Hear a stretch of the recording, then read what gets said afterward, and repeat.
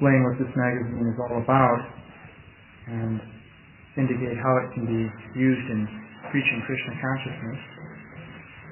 So I thought that to do this, it would be good to provide some background information on the Bhaktivedanta Institute, so as to indicate what the Bhaktivedanta Institute was really intended to be by Srila Prabhupada.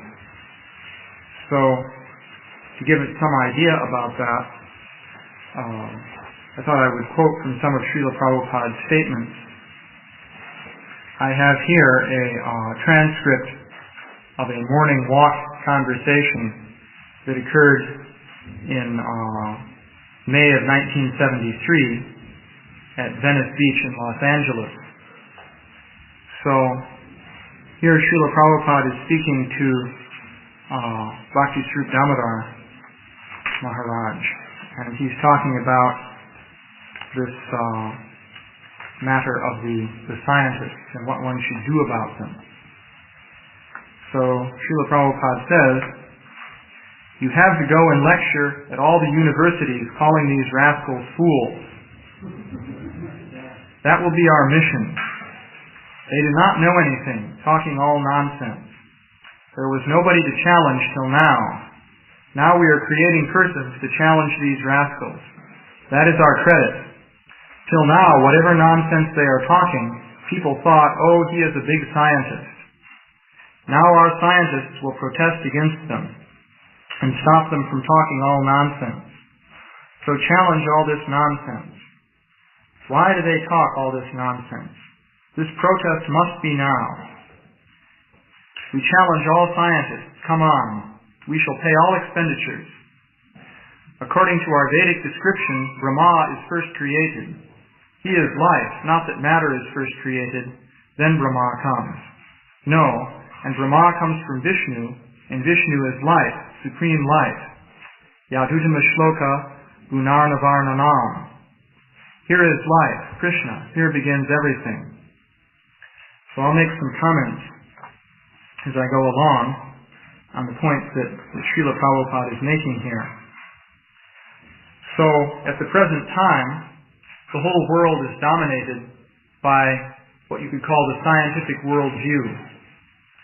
It used to be that people got their idea of what reality was and what the meaning of life was from some religious source. Perhaps in the Western society it was Christianity or Judaism, or in India, of course, there's the Vedic tradition plus many other things. So people were obtaining their ideas of reality ostensibly from some source of knowledge that was coming down from God. This was the basic idea throughout human society. But for the last couple of hundred years, since the days of Newton and then Darwin and so forth, people have been basing their idea of reality on scientific speculation. And this has taken root all over the world. Even in India now, people are thinking in terms of evolution and so on and so forth. So Srila Prabhupada wasn't content simply to preach to those people who are perhaps dissatisfied with this scientific way of looking at things and who would be willing to quickly disregard it or who never took much of an interest in it. But he wanted to actually eliminate this system of atheistic philosophy from the human society, because everyone is being led astray by this atheistic teaching. So he wanted to go directly to the source, to the scientists themselves, and publicly make a very strong protest and actually defeat these atheistic ideas. So here Srila Prabhupada sums up the Vedic position. Said here, the whole world is running on a false theory that life is born out of matter. We have to defeat this rascal theory. So that's the point. That the whole world is actually under the influence of these atheistic theories. This is what people largely are believing these days. Srila Prabhupada says, in all respects we have to prove that life does not come from matter. Matter generates from life. So this is not a theory, this is a fact. Now we have to prove it. Then the whole program of this rascal's theory will be changed and people will be happy. Because they are standing on a wrong theory, all their calculations are wrong and people are suffering. So, a basic point that Srila Prabhupada stresses is that we have to show that life is not material. So of course in the Vedic literature many points are made. And these points are made on various levels. There's the very elementary fundamental level represented, let's say, by the second chapter of Bhagavad Gita, which explains that the spirit soul is not material, it's distinct from the material body. And then from there, you can go up to higher and higher levels of realization, all the way to understanding the conjugal pastimes of Krishna. So, one has to start with the beginning. So, the key point, which is the beginning of the philosophy of Krishna consciousness, is that life does not come from matter. Matter itself originally comes from life, because Krishna creates the material elements. And then matter is formed into different bodies and so forth by Krishna. So all the different forms are coming from the Supreme Life, namely Krishna. And why are these bodies there? Well, they are vehicles for the spirit souls, which are the actual living entities. And the spirit soul is the real life within the body. It's not the body itself. So this is the starting point for the philosophy of Krishna consciousness. And Srila Prabhupada wanted us to start to establish this very fundamental point. He makes an interesting statement here. He says, so we have the challenge, protest, defeat. This will be our work. Our worshipping of Krishna, that is our internal affair. The external affair will be to establish this theory. Otherwise, they will be misleading the society. So this is an interesting statement. First of all, you'll notice that Srila Prabhupada is very warlike in his statements here. He was not simply being peaceful and spiritual. People sometimes think to be spiritual means that you should be shanti, very peaceful. And of course, that's true. That is the frame of mind one attains by spiritual realization. But in the matter of preaching, Srila Prabhupada was very much on the offensive. He wanted to go and chastise those persons who are misleading the human society. The whole purpose of a human society, according to the Vedic literature, is that it provides a setting in which the conditioned souls can attain spiritual knowledge. For the purpose of mere material enjoyment, there is the animal society, which is perfectly set up for that purpose. Actually, no human being can enjoy materially more than the animals can, because the animals are equipped with senses for material enjoyment, and they have no guilty conscience, because their mind is not developed to the extent that they can understand the implications of what they're doing. So an animal is perfectly set up for sense gratification. So the human society has a different purpose.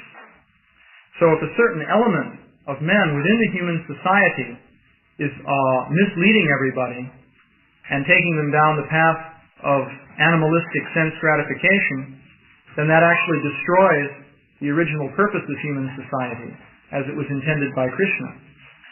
So Srila Prabhupada wanted to restore the original purpose of the human society. And to do that, one has to eliminate these atheistic elements.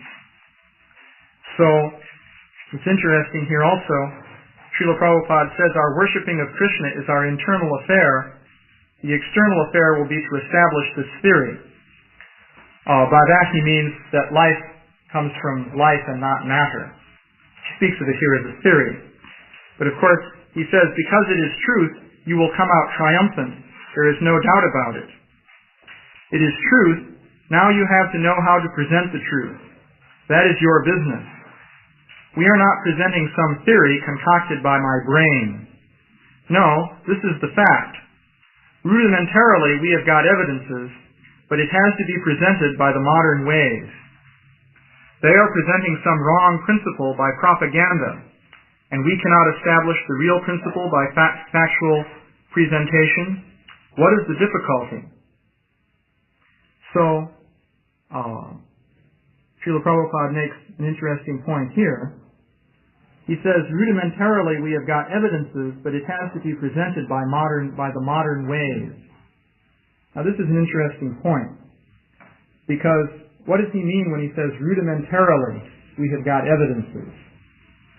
Well, Srila Prabhupada here is speaking about presenting arguments based on evidence. Now ultimately, the Shastra provides the conclusive Vedic knowledge. However, the unfortunate situation is that in the modern age, people are not accepting Shastra. If people were to accept Shastra, then it would be very easy. There would be no problem. You could just point out what the Shastra is saying, and people would accept that, and they would be on the right track. But they don't accept it. So essentially, our task is to convince them to accept the Shastra. So if they don't accept Shastra, how do you convince them to accept the Shastra?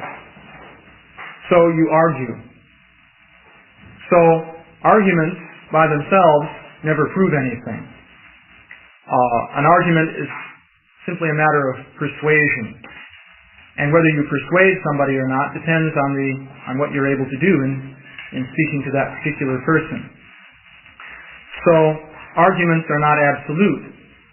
But nonetheless, to bring people to the point of accepting the absolute source of spiritual information, when they're in a state of ignorance and they're not accepting this absolute knowledge, one can try to persuade them with arguments.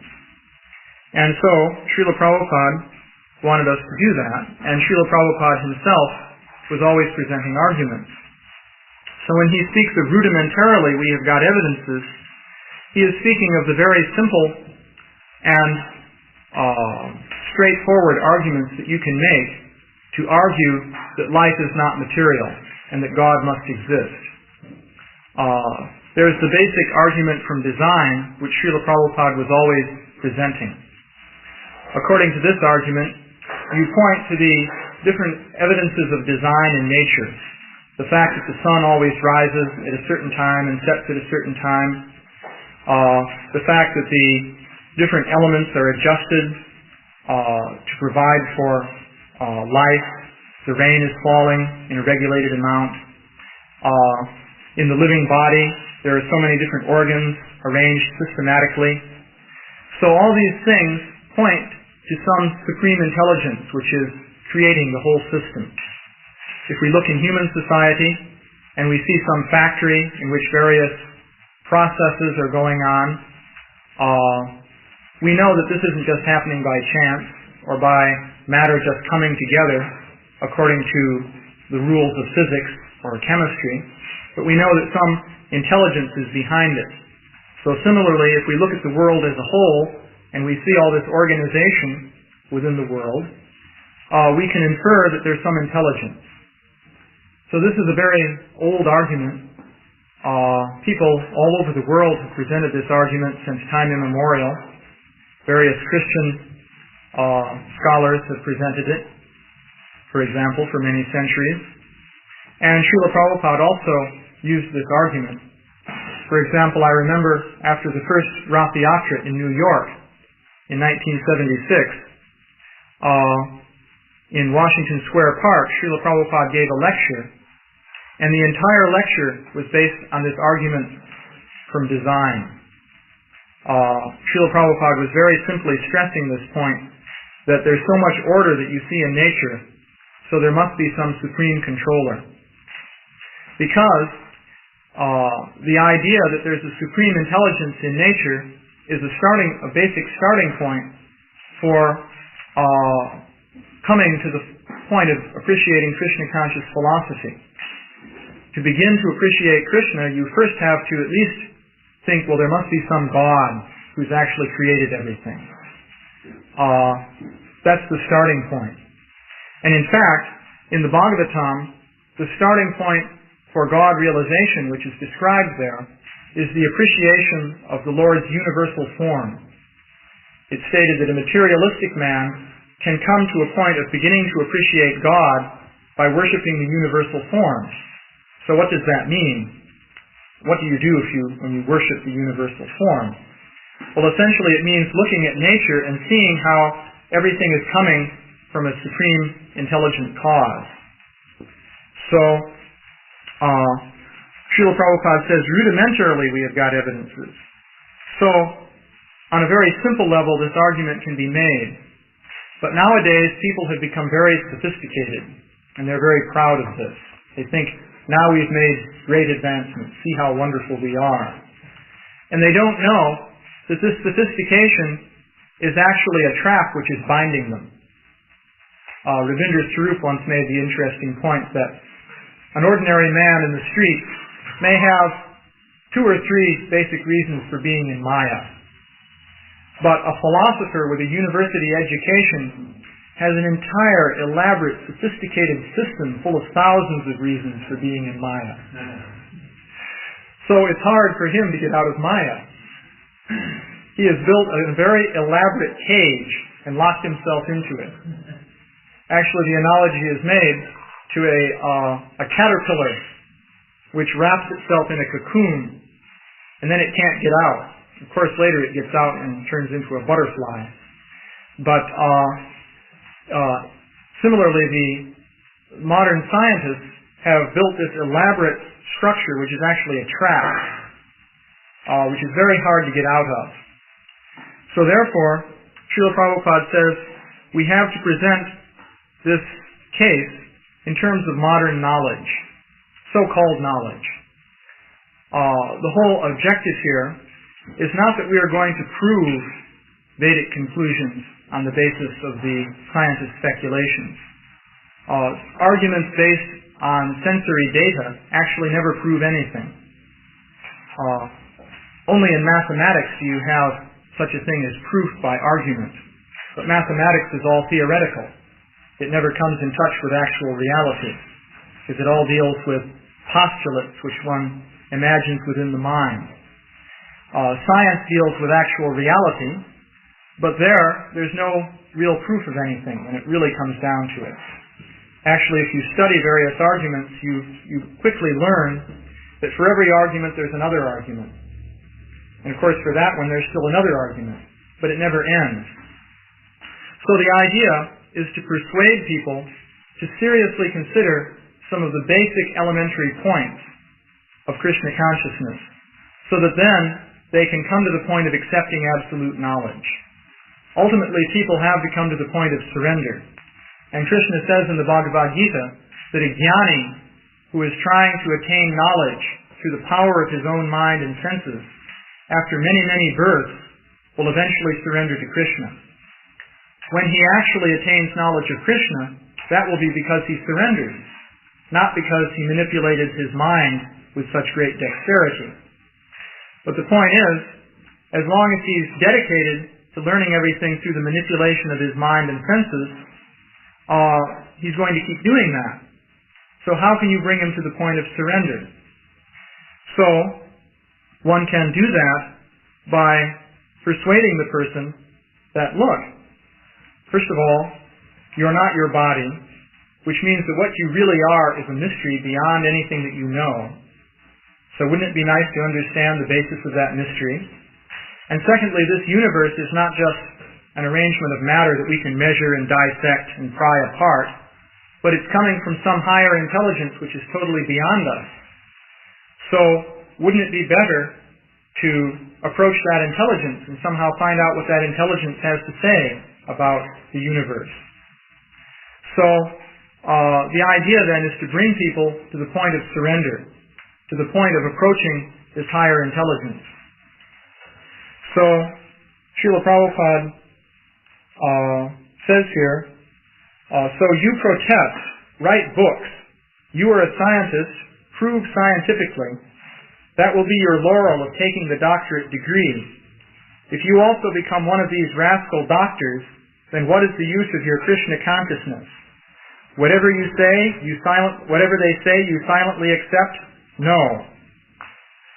So, Srila Prabhupada is making the point for those devotees who have scientific background that if you don't use your scientific background to protest against these atheistic theories, then you're as bad as they are.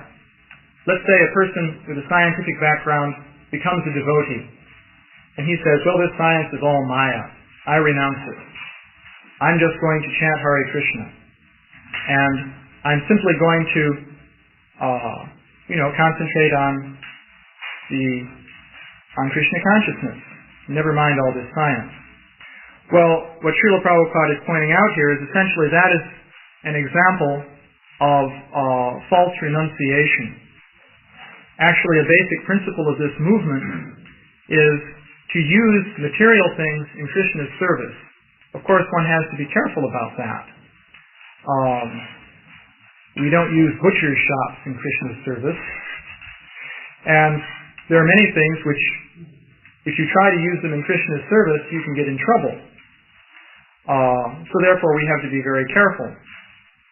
Actually, the traditional Vaishnava mode of life was, first of all, not even to wear shoes, not even to wear such a thing as a shirt which is sewn with sleeves and so on, but just wear a cloth around the upper part of the body, and to live very simply, very far away from cities and places of materialistic contamination. So there are good reasons for that. Namely, it's good to avoid Maya. But Srila Bhaktivedanta Saraswati began sending his devotees around in automobiles. And Srila Prabhupada traveled around the world repeatedly in jet planes and used tape recorders, dictaphones, automobiles, and so forth in Krishna's service. So a basic principle is to, as much as possible, use what we have in Krishna's service. So if a person has a scientific background and has this knowledge, then he is actually in a position to point out what is wrong with all these atheistic theories and so forth. And he's in a position to get people in universities, to get scientists, students of science, people influenced by the scientists and so on, to begin to reconsider what they're saying and thinking. Because these people really aren't thinking. This is an important point to make. They're just being carried along by the tide of the times. They're learning all this gobbledygook, and they believe it. They are told this is rational, and religion is something irrational, so they believe that. It becomes just like a conditioned reflex, just like with Pavlov's dogs, which were trained to salivate when a bell rang. So similarly, you ring the bell of religion, and immediately they say, oh, that's irrational. And you ring the bell of science, and immediately they say, oh, that's rational. So they're trained in this way. So the idea is to bring them to start thinking about some of the defects of these theories. And Srila Prabhupada said that if you have training in this area, and you don't go to these people and argue with them, plead with them, and point out these defects and so on, then you're just as bad as they are.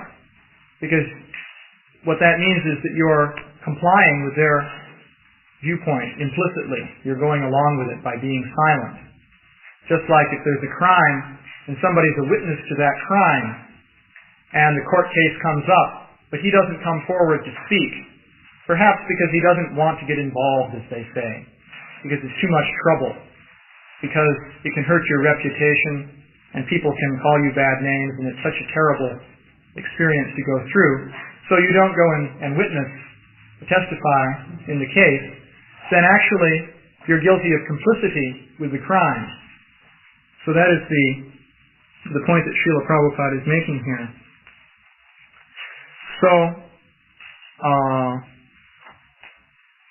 and Srila Prabhupada makes some rather strong points here. Why should this be tolerated? Don't be a doctor of chemistry like one of them. Be really a doctor of chemistry. He's talking to Sri Damodar, who's a chemist. They must accept our viewpoint, and so on. Make a plan how to meet them, how to defeat them, catch them on their throat. We are not ordinary so-called swamis and sadhus.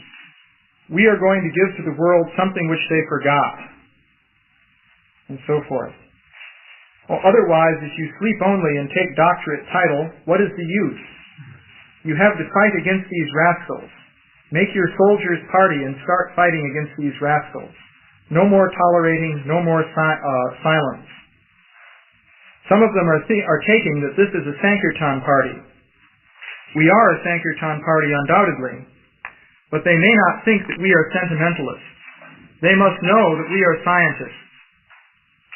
So Srila Prabhupada is pointing out that it should not be regarded that we are just religious sentimentalists, or that we are, for some reason, following some ancient system of, well, what shall we call it, religion out of sentiment. And because we are sort of detached from reality, not in tune with the modern world. But Srila Prabhupada says that they shouldn't think that we are just sentimentalists. They should think that we are scientists. So, these are some basic points, and one can go on in great detail, making similar points. So this Origins magazine is one part of this general effort to defeat the scientific theories and establish basic fundamentals of the philosophy of Krishna consciousness. The idea is that the people, especially college students, engineers,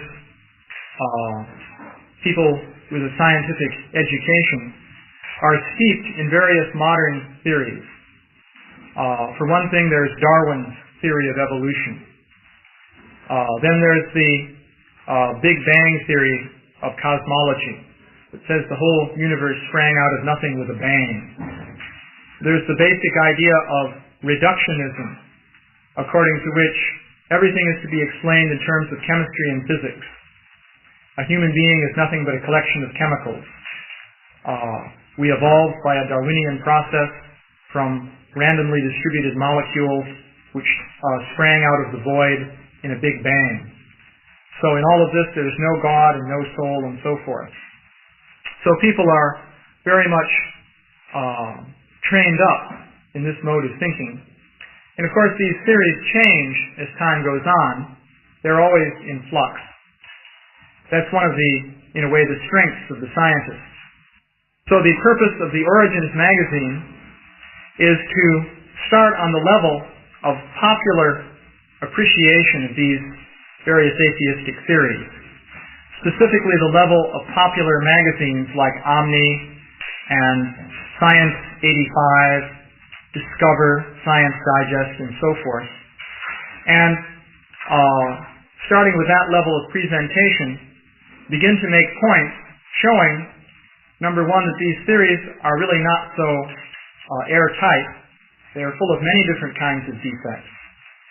And then making the basic point that, number one, there's good reason to think that there must be some designer behind the universe. This basic argument from design is there.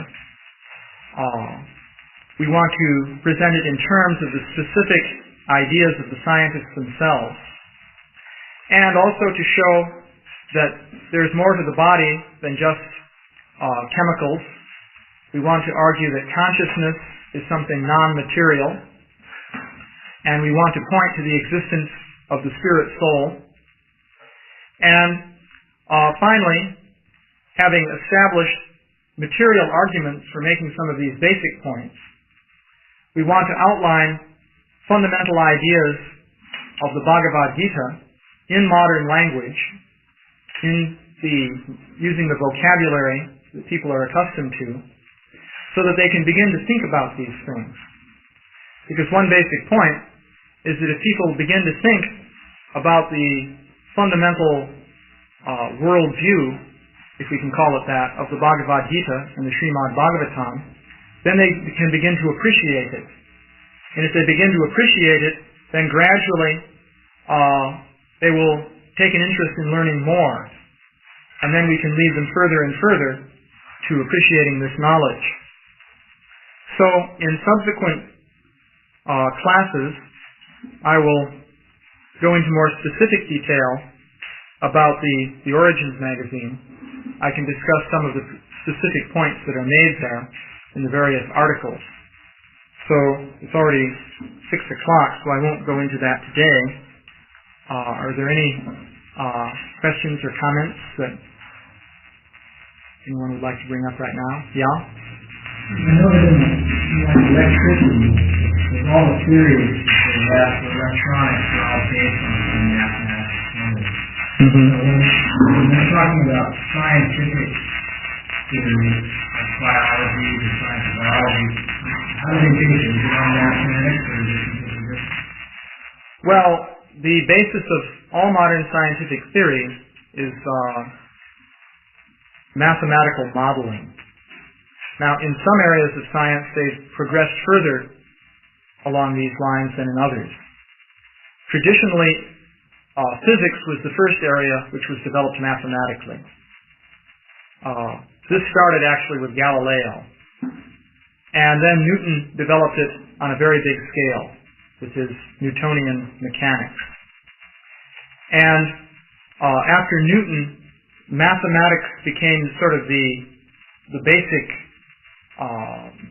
reference point for scientific thinking. The idea was that everything has to be explained in terms of mathematics. Now, in biology, however, it's very difficult to apply mathematics because one is dealing with very complex systems. So, biology, for many years, was mainly descriptive. That is, scientists would just look at living organisms and describe what they saw. They would look at cells under a microscope and describe the nucleus and the different structures that they saw there. And mainly, they would just give verbal descriptions and then try to give explanations of how they thought everything was working and so on. However, as time has passed, the scientists have tried to make biology more and more mathematical. In fact, I've been working in this area called mathematical biology.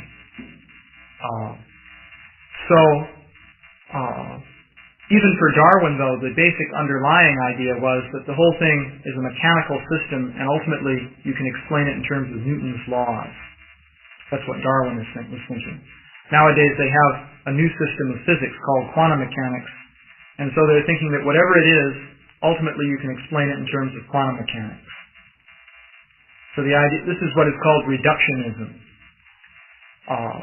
The physicists come up with certain ideas as to what matter is, and then an attempt is made to reduce everything down to matter as conceived of by the physicists.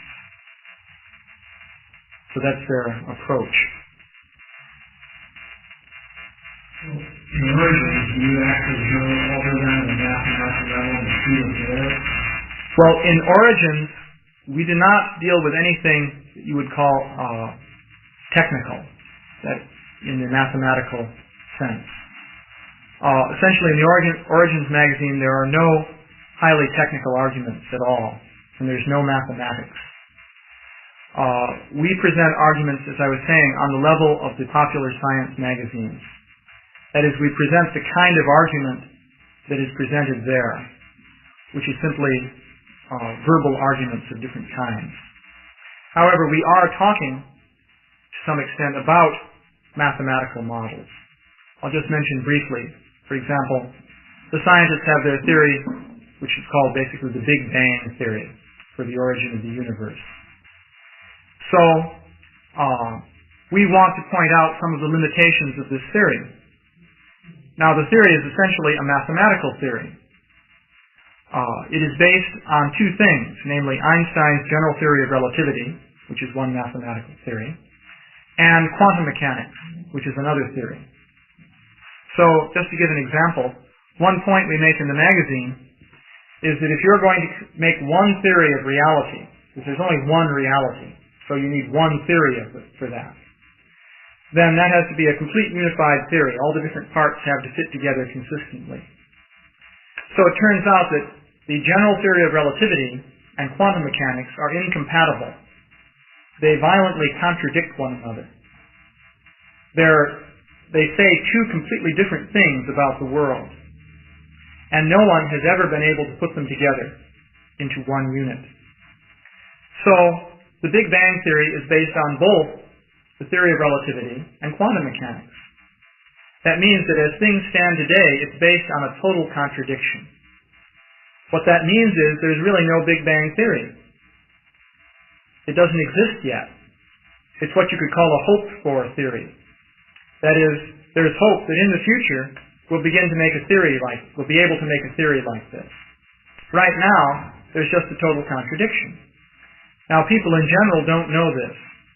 Now, you will find admissions of it even in the popular science magazines, but it's presented in such a way as to lull people to sleep. The way they present it there is by saying that there are still some mysterious features in the matter of the relation between Einstein's profound general theory of relativity and the even more profound and mysterious quantum theory of Heisenberg and Bohr and so on. And so scientists are experiencing great intellectual delight in their effort to weave together these disparate strands of profound theoretical insight. And so they present it like that. And it sounds like a very glorious and marvelous development on the forefront of knowledge. And it sounds like great progress is being made. And soon we will attain ultimate knowledge, even though at the same time we are told we have already attained ultimate knowledge. Actually, we have. It's just becoming more ultimate as time goes on. Actually, there is no limit. Scientific knowledge is ever expanding. So, this is how they present it. But actually, the plain fact is, which is really obvious if you know anything about these theories, is that they're like two completely different theories. They say two completely different things. And no one knows how to put them together. So, that means that on the level of the Big Bang theory, there's chaos beyond just the primordial chaos that they talk about. There's chaos in people's thinking. So, that's one basic point we want to make. So, I don't think I should eat up our whole japa period. There will be time for many further classes. Yeah? I don't think it's going to do that. But, and so maybe we take it for today, but I think it would be interesting to myself. I'd like to know, you say that Newton's view, his basic law of physics, then development of Einstein's general theory, and then quantum mechanics, and they all appear to be the development, or now you're saying in the exact exposition of each other. What happens, Newton says, this is the mode of operating Newton, then Einstein came along and said this, and then the quantum mechanics is that. Mm-hmm. So if I try to preach on it, I try to say that, the Big Bang is based on, they try to put apples and oranges together with a computer. I have to expand on that. They will say because quantum mechanics is like this, and Einstein's theory is like this. Right. Can that be done in a brief summary with frozen items? Well, it can be done, although, I think some basic points can be made.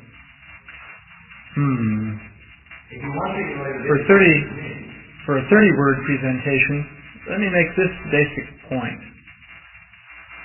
In the theory of relativity, everything is essentially broken down to points.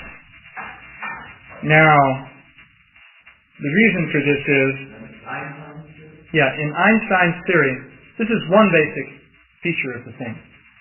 In Einstein's theory, everything is broken down into points. This is due to the fact that, according to Einstein, if you have 2 points separated by some distance,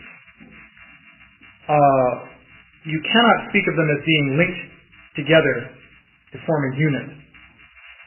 There's a fundamental limitation on the rate at which any influence can propagate from one point to another in the theory of relativity, and that's provided by the speed of light. Nothing can travel faster than the speed of light, according to relativity. Nothing either physical or non-physical or whatever it may be. That means that an object is essentially split up into points. Because, for example, suppose I push a metal block. Now, naively, we think that when you push a metal block, when the back end starts moving, the front end also starts moving, and the whole thing moves in one unit. And Newton would have thought that way also. That's perfectly reasonable in Newton's theory. But in Einstein's way of looking at it, that doesn't make any sense at all. In fact, you start pushing the back of the block and it starts moving, and meanwhile the front of the block is something completely different. And later on, it will start moving. So everything is divided into points.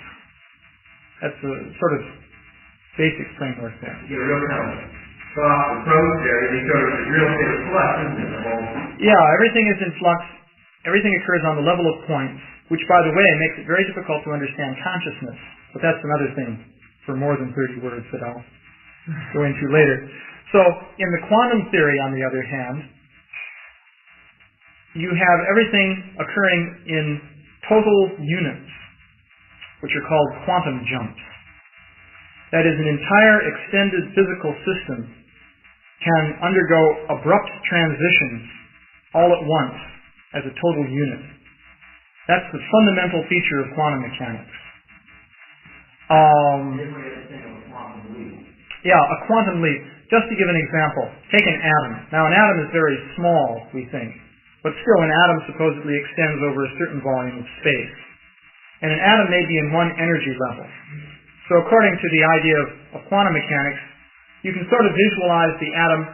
You shouldn't think of it in terms of little point-like electrons spinning around. That's a Walt Disney atom. Those are only found in company of Pinocchio and so on. But you can think of a sort of vague wave-like substance with different lobes and protuberances forming a certain shape. That's a vague way you can think of what an atom is. So imagine it's in one particular shape, and it's said to be in a certain energy level. Now it goes to a different energy level, so it takes on a new shape. The different lobes and so on now are differently arranged. Well, this happens, as far as quantum mechanics goes, abruptly. It's called a quantum jump. First, it's in this shape, like so, with a certain energy, and now it's in this other shape, like so. And how does it go from one to the other? Well, it just goes. All at once. And all of a sudden. Now, many physicists have been very dissatisfied with that. Schrödinger himself, who first came up with this picture, didn't realize initially that his thinking led to this. But Niels Bohr pointed it out to him. And it's described that actually this caused a breakdown in Schrödinger's health. Niels Bohr was a very intense person, it seems. So after Schrödinger presented his wave function picture of the atom, Bohr got a hold of him. He shanghaied him to Copenhagen, where Bohr had his lair. And he started haranguing Schrödinger to get him to accept this quantum jump idea. Because Bohr originally said that electrons make jumps, but he didn't have the wave function. So now Schrödinger came up with the wave function, but Bohr wanted to point out that you still have to have the jumps. And so he began to harangue Schrödinger. And actually, day in and day out, practically for 24 hours a day, Bohr would continuously argue against Schrödinger, just wearing him down. This goes on in science. Science is sort of a Darwinian struggle for survival, actually. In case you wonder what the scientists are doing in their offices and so forth, they're struggling with one another. So Niels Bohr... Yeah, so Niels Bohr was an amazing personality. So he kept wearing away at Schrödinger. Finally, Schrödinger went into the hospital. This actually happened. Of course, it's just a coincidence that he came down with the flu or something, But he was laying in his hospital bed, and Bohr would sit there beside his hospital bed, still arguing away. And so Schrödinger is reported to have said that if I knew that I would have to deal with this damned quantum jumping, I never would have had anything to do with the quantum theories. But anyway, it turns out that logically, the way the theory is set up, in the quantum theory, you have a whole extended situation in space, which is in a certain state, and all of a sudden, the whole thing changes at once into a completely different situation. So that is a situation totally different from what Einstein is saying. Now it turns out, just as evidence for the reality of this conflict, Einstein himself never accepted quantum mechanics. And that's no coincidence, because of course Einstein liked Einstein's theories. And he was totally convinced that his theories were fundamentally right. And he knew that the quantum mechanical theory totally went against his theoretical viewpoint. So he never accepted it. There's more to this than just the idea that God doesn't play dice with the universe. That's part of it. Because when these quantum jumps occur, they occur by chance. That's another interesting feature of the quantum theory. But it's not just that they occur by chance that disturbed Einstein. Because Einstein himself introduced the theory of Brownian motion earlier in the 20th century, which involves the theory that a little particle will move by random steps. So Einstein himself introduced stochastic or random theories into physics. But what really disturbed him was that a whole thing extending over space changes by chance all at once. And in fact, Einstein pointed out that you're not dealing here with just an atom. Because we can imagine, well, an atom is very small, so perhaps weird things can happen on the level of atoms. It's plausible. But Einstein pointed out in what is called the Einstein-Podolsky-Rosen paradox, which is a famous topic of controversy in physics. He pointed out that you can have an extended situation over any distance you like. It could be miles, it could be light years, or whatever. And the whole thing changes by abrupt jumps. There's nothing new that can pop out. That's part of it. Well, that's a much later speculation that people are making. Yeah, when one of the latest speculations about the Big Bang Theory, which we mentioned in the Origins magazine, is that the whole universe pops out of nothing by a quantum jump. Pop. Like when we sing off the building on the speaker right next to you. Well, it could happen. Actually, according to their theory, you know what could happen? Well, that could happen too. But here's what could happen according to their theory. You see that, well, we can go on obviously and completely use up the Joppa period. But you see, the idea is you can have nothing without even time or space, and something can pop out of it by a quantum leap. And similarly, right here, another whole universe could pop out, but if it did, that would be the end of us, because it would be like the ultimate atomic explosion. We'd be just wiped out. If the universe popped out right here, let's say, it'd be very improbable. But given eternity, it can happen. So,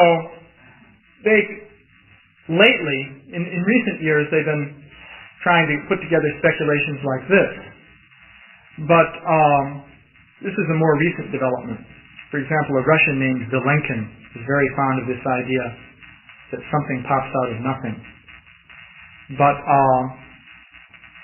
the original conflict between relativity and quantum theory, though, is that in the quantum theory, you can have something even extended over miles, and the whole thing can make an abrupt quantum leap into something different. Whereas in the theory of relativity,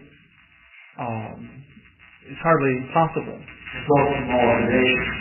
all set and change. In theory of relativity, a change can only occur continuously on a point-by-point basis. Like heat is changing across metal. Yeah, like you can imagine heat gradually working its way across a piece of metal. Something like that. So that's a basic problem there. So,